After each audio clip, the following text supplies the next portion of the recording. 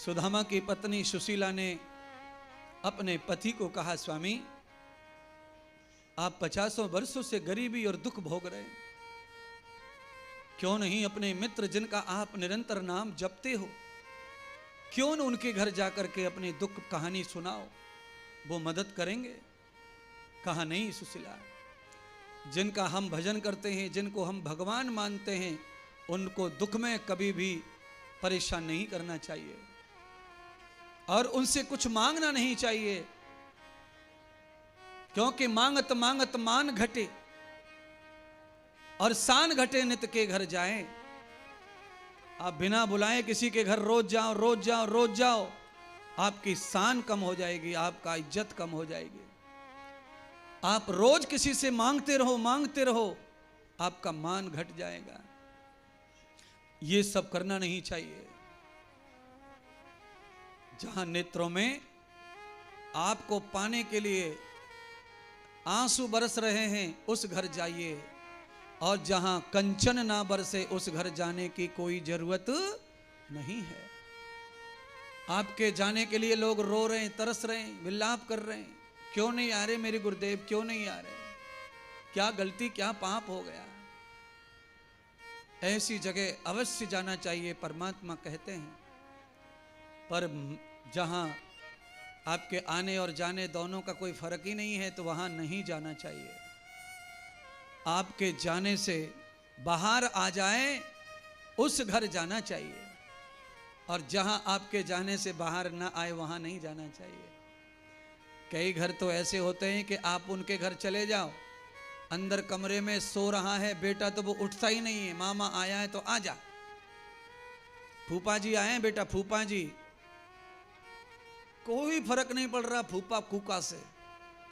जब नींद पूरी हो जाएगी तब उठेंगे, बेटा उठो उठो, सुबह मामा जा रहे हैं जा रहे हैं जा रहे हैं, जा तो जा मामा।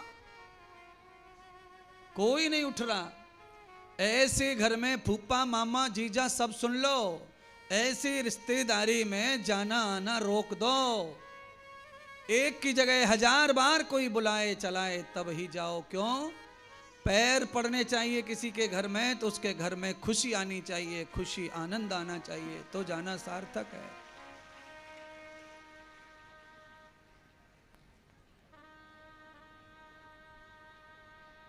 सुदामा को कहा कि जाइए एक बार दर्शन करे आइए। सुदामा ने कहा, खाली हाथ कैसे जाएं दर्शन करने।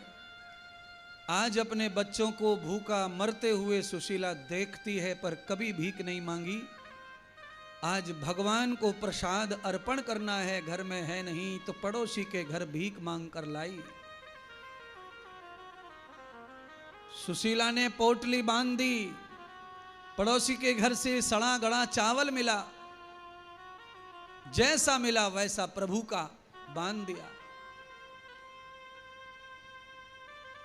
सुदामा जी चल दिए। सुदामा का शरीर तो व्याकुल और कमजोर था ही, और इतना कमजोर कि सुदामा से चला भी नहीं जा रहा है। पैर की एड़ियां फटी हैं, पैर की उंगलियां तड़की हैं, पैर में कोई पादुका तो है नहीं, नग्न पैर है। कांटे लग गए रास्ते में, और कांटे टूट भी गए। सुदामा चले जा रहे हैं, गिर रहे हैं, पड़ रहे हैं, लहू लुहान हो गए सुदामा।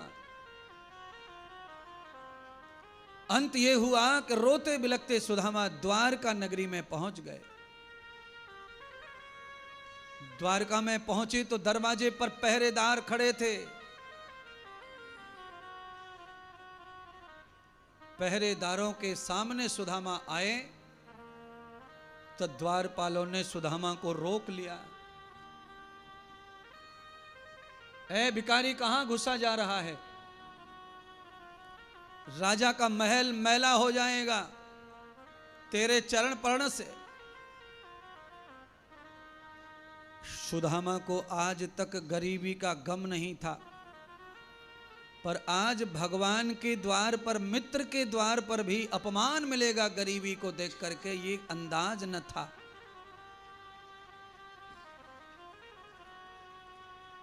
आप अंदर से कितने गरीब हैं इससे नहीं है, आप दिखावा कितने अमीरी का कर सकते हैं इससे मतलब है दुनियादारी को।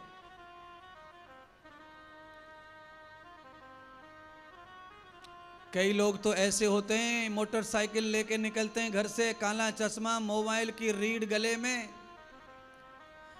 और पीछे से कुत्ता घुस गए घर में, दरवाजा तक नहीं है घर में, इतनी कड़की चल रही है, पर गांव में गाड़ी घूमेगी तो चश्मा लगा के ही। आपके सबके गांव में, आपके सबके मोहल्ले में 2-4 लोग ऐसे मिलेंगे जिनके पास गले में मोबाइल की रीढ़, चश्मा काला, कपड़े घुटने से पैंट जीन्स फटेला, फटा हुआ जीन्स अमीरी का प्रतीक है महाराज। जितने अमीर कोई होते जाते हैं उतना ही घुटने पर फड़ा हुआ कपड़ा पहनते जाते हैं महाराज। अच्छा देखो, कपड़े का शौक अमीर को नहीं होता है, गरीब को होता है। गरीब आदमी के लिए होली आ जाए, दिवाली आ जाए, कोई शादी आ जाए तो कैसे कपड़े खरीदते महाराज, कोरे कोरे कपड़े। और अमीर लोग कोरे भी खड़ी रहेंगे तो उनमें फटेला होना, फटा हुआ होना, जालीदार होना, मच्छर घुस जाएं और काट लें अंदर जाकर।